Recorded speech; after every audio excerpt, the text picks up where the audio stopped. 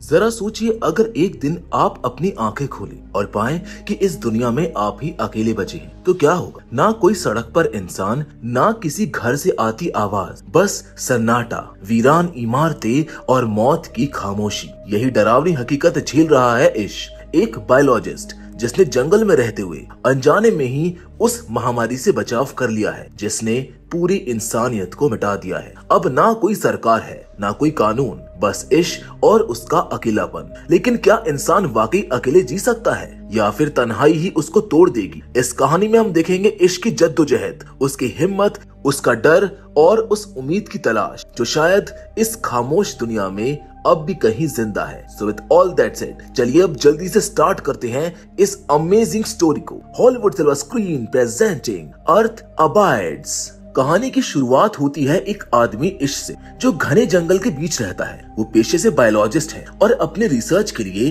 कई महीनों से जंगल में ही रह रहा था। एक दिन काम करते समय उसे जहरीले सांप ने काट लिया। अब घबराहट में उसका फोन नीचे गिर गया और वो मदद के लिए कॉल भी नहीं कर पाया। परेशान होकर उसने जहर निकालने की कोशिश की, लेकिन कोई फायदा नहीं हुआ। घर लौटकर उसने घाव पर हल्का कट लगाकर जहर बाहर निकालने की कोशिश की, मगर तब तक काफी देर हो चुकी थी। वो जहर उसके पूरे शरीर में फैल चुका था और उसको तेज हेलुसिनेशंस होने लगे थे। कई दिनों तक वो बिस्तर पर पड़ा रहा, यहाँ तक कि वैज्ञानिकों की एक टीम भी उसको लेने आई, मगर वो ये समझकर लौट गए कि शायद अब इश्क यहाँ पर नहीं रहता है। इश्क होश में था और सब कुछ देख रहा था, पर उसके शरीर में इतनी भी ताकत नहीं थी कि वो आवाज निकाल सके या फिर मदद मांग सके। जहाँ कुछ दिनों के बाद उस कट की वजह से थोड़ा जहर बाहर निकल गया और उसका शरीर धीरे धीरे ठीक होने लगा। दिमाग पर असर अभी भी था, लेकिन हालत पहले से बेहतर हो गई। होश में आने के बाद उसने तय किया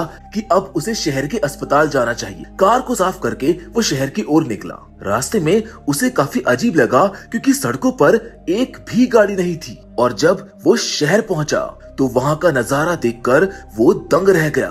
पूरा शहर खाली पड़ा था, इमारतें सुनसान थी और कोई इंसान दिखाई नहीं दे रहा था। डर और घबराहट में उसको पता चलता है कि एक खतरनाक महामारी ने कुछ ही दिनों में सारी आबादी को खत्म कर दिया था। पर चूंकि इश्क जंगल में रह रहा था और शहर से काफी दूर था, इसलिए ये वायरस उस तक नहीं पहुंचा और वो बच गया। इश्क को अपने माता पिता की याद आई और वो उनके घर पहुंचा। वहां जाकर उसने देखा कि वो कई दिनों से मृत पड़े थे। उनका हाल देखकर उसका दिल टूट गया और वो फूट फूट कर रोने लगा। हिम्मत जुटाकर उसने उन्हें घर के बाहर दफनाया, जहां अगली सुबह जब उसने चारों ओर देखा तो सारा शहर वीरान था। उसे समझ आया कि शायद अब कोई और जिंदा नहीं बचा है। इस सोच के साथ उसने दूसरा शहर जाने का फैसला किया और लास वेगस की ओर निकल पड़ा। वो जरूरी सामान और एक बंदूक लेकर वहां पर रवाना हुआ, लेकिन रास्ते का पुल बंद था। गुस्से और मायूसी में उसने लंबा चक्कर लगाया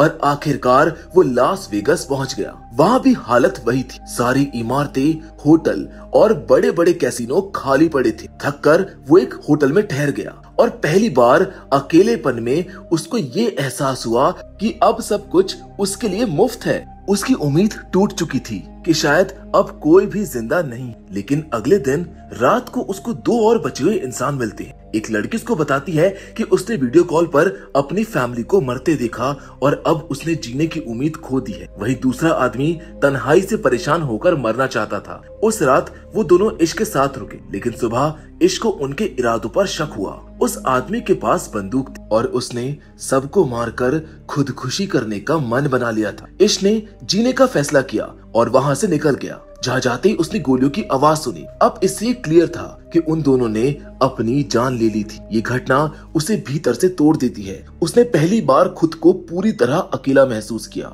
वो तेजी से कार चलाते हुए घर लौट रहा था, तभी अचानक एक कुत्ता उसकी गाड़ी के सामने आ गया। वो कुत्ता भी उतना ही अकेला था जितना कि इश्क। इश्क ने उसको अपना साथी बना लिया और एक नई उम्मीद के साथ जीवन की शुरुआत की। उसने सर्वाइवल से जुड़ी किताबें पढ़ना शुरू की। अब खाने पीने की कमी नहीं थी और न ही पैसे कमाने की कोई जरूरत थी। धीरे धीरे उसने नई परिस्थितियों में जीना सीख लिया। हर रोज इस काम के समय शहर की गलियों में घूमता, सिर्फ इस उम्मीद में कि कहीं कोई जिंदा इंसान उसको मिल जाए। लेकिन हर शाम वो खाली हाथ और मायूस लौट आता। अब ऐसे ही एक दिन वो अपने कुत्ते के साथ खिड़की पर खड़ा चाय पी रहा होता है कि तभी अचानक उसका कुत्ता भौंकने लगता है और ये साफ था कि शायद उसने किसी और की मौजूदगी महसूस की है। अब दूर एक घर से धुआं उठता दिखता है, इसका मतलब ये है कि वहाँ पर जरूर कोई इंसान है। इसीलिए इश तुरंत कार लेकर उस घर की ओर निकल जाता है और वहाँ पर सचमुच एक लड़की होती है जो उसको देखकर डर जाती है। इश उसको यकीन दिलाता है कि वो कोई नुकसान नहीं पहुँचाएगा, बल्कि वो भी अकेला है और बस किसी जिंदा इंसान की तलाश में भटक रहा है। ये सुनकर वो लड़की उसको अंदर बुला लेती। उसका नाम था एमा। जहाँ बातचीत से पता चलता है कि महामारी को शुरू हुए 1 साल हो चुका था और इस पूरे समय में ना इश को और ना ही एमा को कोई और इंसान मिला था। दोनों इस बात से खुश थे कि अब वो अकेले नहीं हैं, वरना जिंदगी काटना बहुत मुश्किल हो जाता। इन्होंने साथ रहने का फैसला किया और एमा इश के घर पर आ गई। पास ही में एक जनरल स्टोर था और इश ने घर में पहले से ही काफी सामान जमा कर रखा था, जिससे जीना आसान हो गया। धीरे धीरे दोनों की जिंदगी बेहतर होने लगी। एमा इश का सहारा बनी। उसने उसका घर संवारने में मदद की, उसका रूप रंग सुधारा और घर की मरम्मत भी शुरू कर दी। पहले इश ने कभी ध्यान नहीं दिया था, लेकिन अब वो दोनों सुबह उठकर रोज मिलकर काम करते हैं और अपने लक्ष्य को पूरा करते हैं। अब धीरे धीरे उन्हें ये एहसास हो जाता है कि अगर वो दुनिया में अकेले बचे हैं तो आबादी बढ़ाना भी उनकी ही जिम्मेदारी है। अब शुरुआत में ये आपसी सहमति से होता, लेकिन जब इश ने इस बारे में गंभीरता से सोचा तो वो डर गया। उसको लगा कि इस अजीब दुनिया में बच्चे कैसे जिंदा रह पाएंगे, लेकिन एमा ने उसको हिम्मत दी और कहा कि सब कुछ ठीक हो जाएगा। इश, जो खुद एक बायोलॉजिस्ट था, उसने बच्चों की डिलीवरी से जुड़ी किताबें पढ़ना शुरू की ताकि वक्त आने पर वो खुद संभल सके। इश ने घर को और सुरक्षित बनाने के लिए सोलर पैनल लगाए, जिससे बिजली मिलती रहे। अब कई साल बीत गए और शहर जंगलों में बदलने लगे। जंगली जानवर भी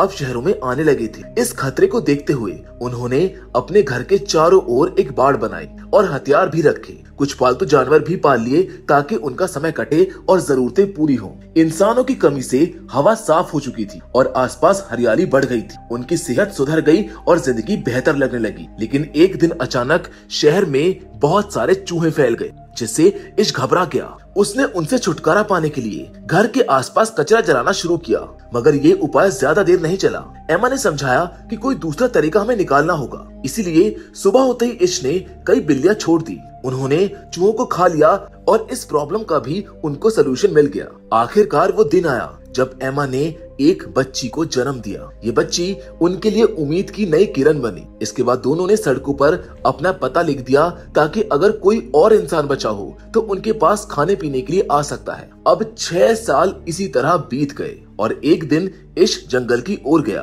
और अचानक उसकी कार के सामने एक जंगली जानवर आ गया। डरते हुए इश कार से उतरा और देखा कि वो जानवर तो जिंदा है, लेकिन वो तड़प रहा था। अब उसकी तकलीफ खत्म करने के लिए इश ने उसको गोली मार दी, जिसकी आवाज पास ही में मौजूद एक लड़की ने सुनी। वो डर गई और भागकर जंगल में छुप गई। इश ने उसको देखा और पीछा किया। लड़की सोच रही थी कि इश उसको नुकसान पहुंचाएगा, मगर इश ने भूखी लड़की को एक सेब दिया। इससे उसे भरोसा हुआ कि इश बुरा नहीं है। इश उसको अपने घर लाना चाहता था, लेकिन वो कार में बैठने से डरी और कार के ट्रंक में बैठ गई। घर पहुंचने के बाद भी वो ट्रंक से बाहर नहीं निकल रही थी। इसी बीच हमको पता चलता है कि इश और एमा के अब 2 बच्चे हैं और तीसरा आने वाला है। उनके लिखे पते की वजह से 2 और लोग भी उनके पास आए, जॉर्ज और मॉरिन। पिछले 1 साल से वो भी यहीं पर रह रहे थे, क्योंकि इश और एमा के पास जीने के लिए सब कुछ था, जबकि वो लड़की अब भी कार के ट्रंक में ही रह रही। यहाँ तक कि रात भी उसने वहीं पर काटी। सुबह मॉरिन उसको खाना देने आई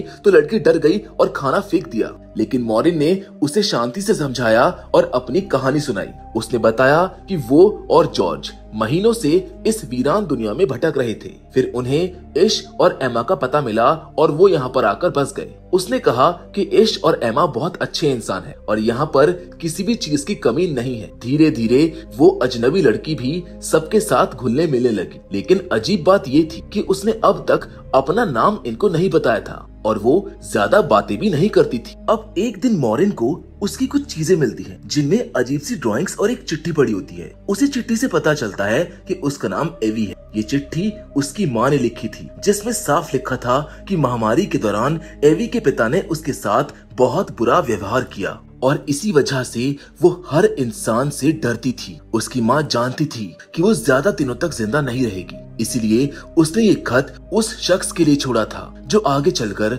एवी की देखभाल करेगा। ये सब जानने के बाद सब लोग एवी का और भी ज्यादा ख्याल रखने लगते हैं। उसी रात एमा तीसरे बच्चे को जन्म देती है और पूरा माहौल खुशी से भर जाता है। 1 साल बीतने के बाद अचानक उन्हें खबर मिलती है कि कोई उनके इलाके में आया है। अब डर के मारे बच्चे अंदर भेज दिए जाते और बाकी के लोग बंदूकें लेकर बाहर जाते हैं और तभी उनको पता चलता है कि ये एक और सर्वाइवर ग्रुप है जिसमें 4 लोग शामिल हैं। उनमें से एक डॉक्टर थी जिसका नाम मॉली था। उसने बताया कि इतने सालों में उसने सिर्फ यही 4 लोग देखे थे और अब पहली बार वो इश और एमा के परिवार से मिल रही है। उनकी बातचीत से साफ हो गया कि इनका इरादा बुरा नहीं है, इसीलिए इश और एमा ने उन्हें अपने परिवार का हिस्सा बना लिया। वैसे भी खाने पीने और सामान की कोई कमी नहीं थी। अब सब मिलकर एक बड़ा सा समाज बनाने की सोचते। इश सबको नियम समझाता है कि इस दुनिया में अब कानून नहीं है, जंगल के जैसे हालात, इसीलिए हथियार हमेशा साथ रखने होंगे। जब भी सामान लेने शहर जाना हो तो ग्रुप में ही जाना होगा, वरना जंगली जानवर कभी भी हमला कर सकते हैं। इसके बाद सब लोग मिलकर मॉल और अस्पताल से सामान लाते हैं। मॉली एक डॉक्टर होने की वजह से अस्पताल से बहुत सारी दवाइयाँ और मेडिकल सामान लाती है जिससे सबको इलाज मिल सके। अब कई साल ऐसे ही गुजर जाते हैं और इस ग्रुप में कई बच्चे पैदा हो चुके थे, औरों के बच्चे भी हो गए। उनकी कम्युनिटी धीरे धीरे बड़ी हो रही थी। इश बच्चों को पढ़ाता और उनको बताता कि पुराने जमाने में समाज कैसे चलते थे और इंसान कैसे जीते थे। वो ये सब इसलिए सिखा रहा था ताकि आने वाले वक्त में बच्चों को मुश्किलों का सामना ना करना पड़े। जिंदगी सामान्य हो चुकी थी, लेकिन चारों तरफ घना जंगल फैल चुका था और एक दिन अचानक एक शेर उनके घर तक आ पहुंचता है। इश बच्चों को बचाने के लिए उसकी तरफ बढ़ता है, लेकिन शेर उसके ऊपर हमला कर देता है। सब घबरा जाते हैं। शेर ने बुरी तरह से इश को घायल कर दिया था, पर किसी तरह बाकी लोग उसको बचाकर अंदर ले आते हैं। गुस्से में एमा बंदूक उठाती है और जंगल की तरफ भाग जाती है और उस शेर को मार देती है। इधर मौली और बाकी लोग इश का इलाज शुरू कर देते हैं, जहाँ कई हफ्तों के बाद वो फिर से ठीक हो जाता है। और ये कहानी अब 17 साल आगे बढ़ जाती है। इश की बड़ी बेटी हैदर जवान हो चुकी थी और उसके ग्रुप के एक लड़के से उसकी दोस्ती गहरी हो गई थी। दोनों एक दूसरे को पसंद करते थे। किसी ने इसका विरोध नहीं किया क्योंकि सब जानते थे कि आगे की पीढ़ी को बढ़ाना जरूरी है। हैदर और वो लड़का दुनिया को और देखना चाहते थे। वो लोग नए सर्वाइवर्स को ढूंढना चाहते थे, इसीलिए सबने उन्हें जाने की इजाजत दे दी और उन्हें सामान व हथियार देकर सफर पर भेज दिया। लेकिन उसी दौरान एक और बड़ी समस्या खड़ी हो जाती है। वो समस्या है पानी की। डैम का पानी धीरे धीरे सूख रहा था, जो उनके लिए जानलेवा साबित हो सकता था। तभी एक और सर्वाइवर ग्रुप आता है जिनके पास 2 ट्रक होते हैं, लेकिन उनके पास पेट्रोल नहीं था। वो इश से पेट्रोल मांगते हैं और बदले में वादा करते हैं कि उनके पास ड्रिल मशीन है जिससे वो जमीन के अंदर से पानी निकाल सकते हैं। इश को ये सौदा ठीक लगा और उसने उन्हें भी उनकी कम्युनिटी में शामिल कर लिया, लेकिन सबको सावधान रहने की हिदायत भी दी। कुछ दिनों की मेहनत के बाद वाकई में जमीन से पानी निकल आता है और ये सब खुश हो जाते हैं। इश अपना वादा निभाता है और उन्हें पेट्रोल दे देता है। उस रात वो लोग मिलकर जश्न मनाते हैं, लेकिन आधी रात को इश नोटिस करता है कि उस ग्रुप का लीडर चुपके से बाहर जा रहा है और जब वो देखता है तो उसको पता चलता है कि उसने एवी के साथ बुरा किया है। एवी रोते हुए सबको बताती है कि वो आदमी कह रहा था कि वो कहीं नहीं जाएगा क्योंकि यहाँ ढेर सारा सामान और हथियार है। अब ये सब उसका है। ये सुनकर सब घबरा जाते हैं। इश को समझ आ जाता है कि अगर चार्ली, जो उस ग्रुप का लीडर है, उसको अभी रोका नहीं गया तो वो पूरी कम्युनिटी को खतरे में डाल सकता है। इसीलिए ये सब डिसाइड करते हैं कि इन्हें उसे मारना होगा, वरना उनकी सालों की मेहनत और बनाया हुआ समाज बर्बाद हो जाएगा। हालांकि कुछ लोग ये भी कहते हैं कि दुनिया में बचे लोग वैसे ही बहुत कम हैं। अगर हम चार्ली को मार देंगे तो जनसंख्या और घट जाएगी। इश सबको कहता है कि अगर हमने चार्ली को नहीं मारा तो वो हमें मार देगा,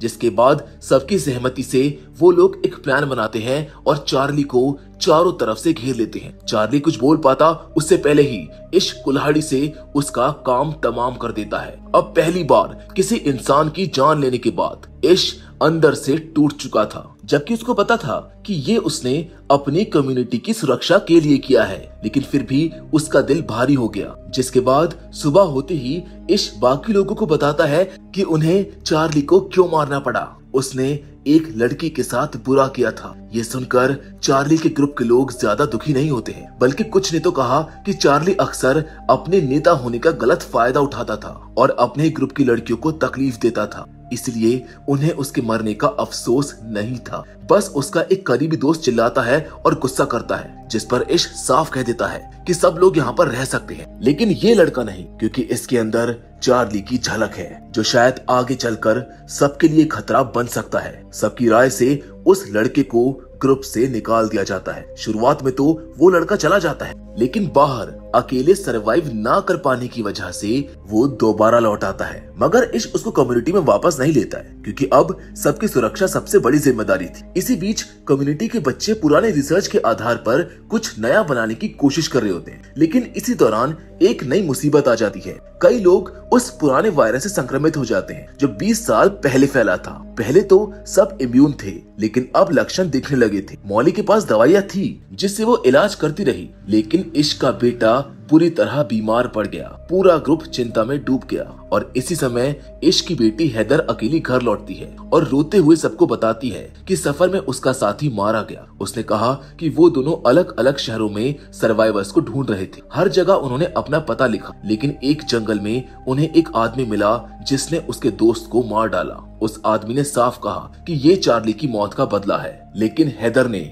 मजबूरी में उसको मारा और किसी तरह अपनी जान बचाकर यहाँ पर आ गई। अब ये सुनकर सब काफी दुखी हो जाते हैं, लेकिन तकलीफें यहीं पर खत्म होने वाली नहीं थी। इलाज के बावजूद भी इश का बेटा मारा जाता है और कुछ दिनों में 3 और लोग भी बीमारी से मर जाते हैं। ये हादसे इश को तोड़कर रख देते हैं। उसे जीने की इच्छा ही नहीं रहती, मगर एमा फिर से उसका सहारा बनती है। वो उसको याद दिलाती है कि जब वो अकेला था तब भी उसने हार नहीं मानी थी। आज उसके पास एक बड़ा परिवार है, एक समाज है। अगर वो हिम्मत हार जाएगा तो बच्चों को कौन सिखाएगा? एमा की बातों से इश को फिर से हौसला मिलता है। वो पहाड़ों की तरफ निकल जाता है जहाँ से वो सूरज को उदय होते हुए देखता है। उसे एहसास होता है कि ये अब पुरानी दुनिया नहीं रही, ये एक नई दुनिया है जिसमें पुराने तरीकों से जीना बेकार है। वो समझ जाता है कि अब बच्चों को नई दुनिया के हिसाब से जीना सिखाना होगा और घर लौटकर इश अपने बच्चों और कम्युनिटी से कहता है, हम अब तक गलत दिशा में चल रहे थे। हम पुराने जमाने के लिए ट्रेनिंग कर रहे थे, जबकि पुरानी दुनिया अब है ही नहीं। ये एक नई दुनिया है जिसमें हमें प्रकृति से सीखकर जीना होगा। अब तुम सब सीखोगे कि इस दुनिया में असल में किस तरह जिंदा रहना है। इसी सोच के साथ ये सब लोग मिलकर एक नया नेटवर्क बनाने का काम शुरू करते हैं। वो फिर से एक रेडियो तैयार करते हैं ताकि दूर दराज रहने वाले लोग आपस में संपर्क कर सकें और धीरे धीरे उनकी कम्युनिटी मजबूत होने लगती है। इश अब सिर्फ अपने घर तक सीमित नहीं रहता है, बल्कि पूरे शहर को फिर से बसाने की कोशिश करता है। वो होटलों को ठीक करता है, इमारतों को संवारता है और आसपास के इलाकों को रहने लायक बनाता है, जिसके साथ इश्क की हिम्मत की कहानी यहीं पर खत्म हो जाती है। लेकिन इसके पोस्ट क्रेडिट सीन में हमें बूढ़ा इश्क दिखाया जाता है जो अपने पोते को ये पूरी कहानी सुना रहा था। वो कहता है कि ये दुनिया अब हमारी नहीं है, ये दुनिया तुम्हारी पीढ़ी की है, इसे आगे बढ़ाना अब तुम्हारी जिम्मेदारी है। जिसके साथ ये अमेजिंग स्टोरी यहीं पर खत्म हो जाती। तो दोस्तों, मैं उम्मीद करता हूँ कि अर्थ अबाइड्स की कहानी आपको जरूर पसंद आई होगी। बाकी फिलहाल आज के इस वीडियो में बस इतना ही, लेकिन हमेशा की तरह हम आपसे जरूर मिलेंगे और वो भी एक और नई इंटरेस्टिंग कहानी के साथ। पर तब तक के लिए धन्यवाद।